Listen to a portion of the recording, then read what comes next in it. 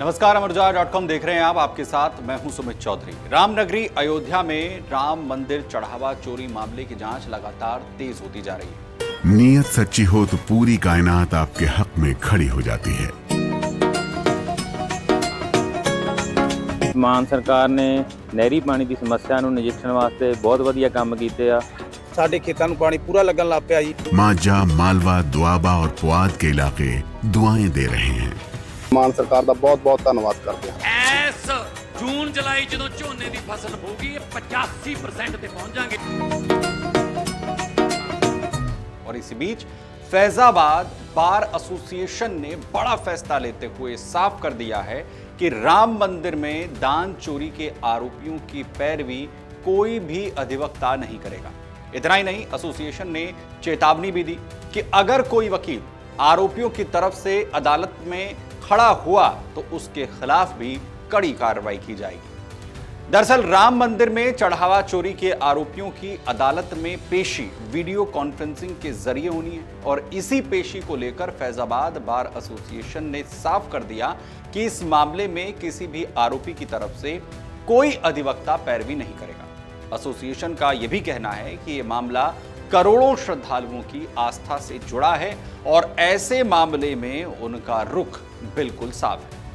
Faizabad bar association के अध्यक्ष कालिका प्रसाद मिश्रा ने कहा कि अगर कोई अधिवक्ता आरोपियों की पैरवी करता है तो उसके खिलाफ कड़ी कार्रवाई की जाएगी। उन्होंने यहां तक कहा कि ऐसे अधिवक्ता पर 5 लाख रुपए तक का जुर्माना लगाया जाएगा और उसका लाइसेंस भी रद्द कराने की कार्रवाई की जाएगी। इतना ही नहीं, उन्होंने कहा कि इस मामले में श्री राम जन्मभूमि तीर्थ क्षेत्र ट्रस्ट के महासचिव चंपत राय, गोपाल राव और अनिल मिश्रा के खिलाफ भी केस दर्ज करने की प्रक्रिया शुरू की जाएगी। चंपत राय, अनिल मिश्रा, गोपाल राव 3 दिन के अंदर अयोध्या छोड़ के चले नहीं जाए और या तो जेल इनको भेजा जाए। अगर ऐसी परिस्थिति नहीं होगी तो हम पूरा अयोध्या जाम कर देंगे, किसी को अयोध्या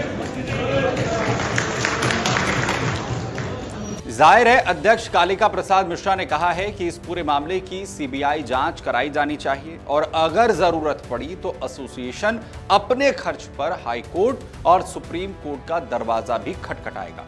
उनका कहना है कि मामले की निष्पक्ष जांच जरूरी है ताकि पूरे घटनाक्रम की जो सच्चाई है वो सामने आ सके। उधर कुछ अधिवक्ताओं ने इस पूरे मामले में और भी ज्यादा सख्त रुख अपनाया है। उन्होंने चंपत राय, अनिल मिश्रा और गोपाल राव से 3 दिन के भीतर अयोध्या छोड़ने की मांग की है। चेतावनी देते हुए उन्होंने कहा कि अगर 3 दिन के भीतर ऐसा नहीं हुआ तो वो पूरी अयोध्या को जाम कर देंगे और किसी को भी शहर के भीतर नहीं आने दिया जाएगा। इसके इतर इसी बीच फैजाबाद बार एसोसिएशन के अध्यक्ष कालिका प्रसाद मिश्रा की तरफ से यह भी बयान दिया गया जिसमें उन्होंने कहा कि जब तक जांच पूरी नहीं हो जाती है तब तक चंपत राय, गोपाल राव और अनिल मिश्रा को किसी भी सूरत में अयोध्या से बाहर नहीं जाने दिया जाना चाहिए। उनका यह भी कहना है कि अगर जांच के दौरान किसी भी व्यक्ति की जरूरत पड़ती है तो उसे जल्द से जल्द एजेंसियों के सामने उपलब्ध करवाया जाना चाहिए। इधर पुलिस जांच भी लगातार तेजी के साथ आगे बढ़ रही है। दरअसल सोमवार सुबह पुलिस ने श्री राम जन्मभूमि तीर्थ क्षेत्र ट्रस्ट के महासचिव चंपत राय से पूछताछ की, उनके बयान दर्ज किए। सूत्रों के मुताबिक ये पूछताछ बंद कमरे में कई घंटों तक चली है। इस दौरान चढ़ावे की गिनती को लेकर, सुरक्षा व्यवस्था को लेकर और दान की पूरी प्रक्रिया और उससे जुड़े हुए कई अहम सवाल चंपत राय से पूछे गए हैं। सूत्रों का यह भी कहना है कि जांच एजेंसियां सिर्फ एक व्यक्ति तक सीमित नहीं है। ट्रस्ट के दूसरे पदाधिकारियों और कर्मचारियों से भी पूछताछ की गई है। कई लोगों के बयान दर्ज किए जा चुके हैं और जरूरत पड़ने पर उन्हें आगे भी पूछताछ के लिए बुलाने की बात कही गई है। उधर जांच एजेंसियां ये पता लगाने की कोशिश कर रही हैं कि मंदिर में आने वाले चढ़ावे का संग्रह आखिर किस तरीके से किया जाता था, उसकी गिनती कैसे की जाती थी और बैंक तक जो रकम पहुंचाने की पूरी प्रक्रिया है उसमें आखिर कौन कौन से लोग शामिल थे। आपको बताएं कि इस पूरे मामले की शुरुआत दरअसल 6 जून को हुई थी, जब ये आरोप लगे थे कि भगवान श्री राम के मंदिर में श्रद्धालुओं की ओर से चढ़ाई गई धनराशि में गड़बड़ी यानी चोरी की जा रही है और चोरी की शिकायत सामने आने के बाद मामला जो है वो जांच के दायरे तक जा पहुंचा। उधर मामला सामने आने के बाद श्री राम जन्मभूमि तीर्थ क्षेत्र ट्रस्ट की सिफारिश पर प्रदेश सरकार ने इसकी जांच के लिए एक विशेष जांच दल यानी एसआईटी का गठन कर दिया था। एसआईटी ने कई दिनों तक तमाम दस्तावेजों को खंगाला, उनकी जांच की, रिकॉर्ड खंगाले और मामले से जुड़े लोगों से पूछताछ भी की। इसके बाद 2 दिन पहले अपनी रिपोर्ट शासन को सौंप दी गई।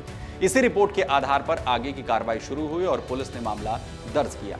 25 जून की शाम मंदिर ट्रस्ट के सदस्य कृष्ण मोहन की ओर से रिपोर्ट दर्ज कराई गई। इस रिपोर्ट में चढ़ावे की गणना में शामिल कई कर्मियों के नाम दर्ज थे। इनमें अविनाश शुक्ला, अनुकल्प मिश्रा, लवकुश मिश्रा, मनीष कुमार यादव, करुणेश पांडे और रमाशंकर मिश्रा जैसे नाम शामिल थे। वहीं पर्यवेक्षण का काम देखने वाले सुभाष श्रीवास्तव और महासचिव चंपत राय के चालक रामशंकर उर्फ टीनू को भी नामजद किया गया था। उधर जांच के सामने आने के बाद कई तथ्यों के आधार पर पुलिस ने इन सभी के खिलाफ मुकदमा दर्ज किया और आगे की कार्रवाई शुरू कर दी।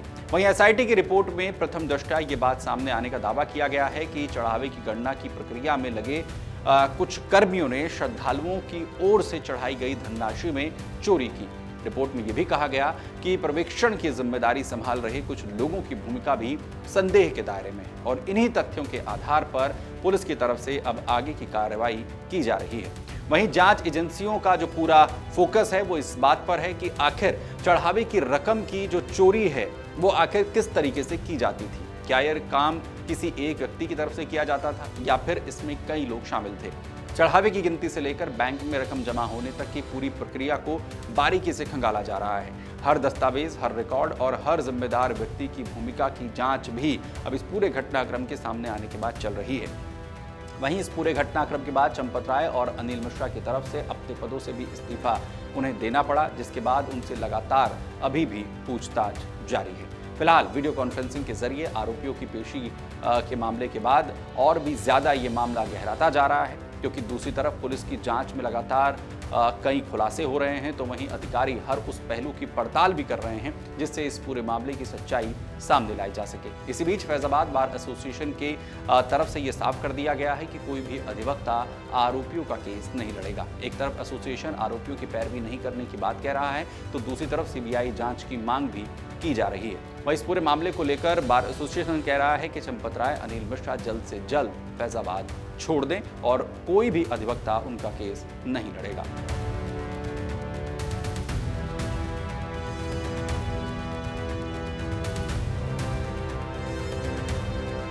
अगर आप ये वीडियो YouTube पर देख रहे हैं तो हमारे चैनल को सब्सक्राइब कर बेल आइकन दबाएं और Facebook पर देख रहे हैं तो हमारे पेज को लाइक करें। अगर आप ये वीडियो YouTube पर देख रहे हैं तो हमारे चैनल को सब्सक्राइब कर बेल आइकन दबाएं और Facebook पर देख रहे हैं तो हमारे पेज को लाइक करें।